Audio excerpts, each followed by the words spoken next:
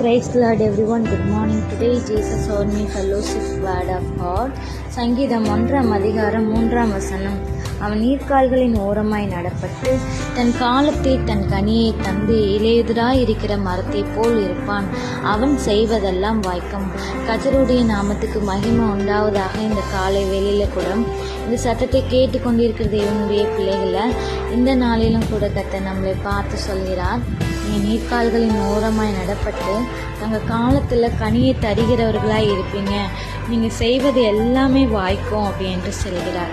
அதற்கு முன்பாக நம்ம என்ன செய்யணும்னா, இரவும் பகலும் கர்த்தருடைய வேதத்தில் தியானமாக இருக்கிற மனுஷன் பாக்கியவான் என்று அதற்கு முந்தின வசனம் சொல்லியிருக்கிறது. அப்போ நம்ம இரவும் பகலும் தேவனுடைய வேதத்தை தியானிக்கிற மனுஷர்களாக இருப்போமானால் நம்ம செய்வதை எல்லாம் கர்த்தர் இந்த நாளில் வாய்க்க செய்வ அவரால் கூடும்.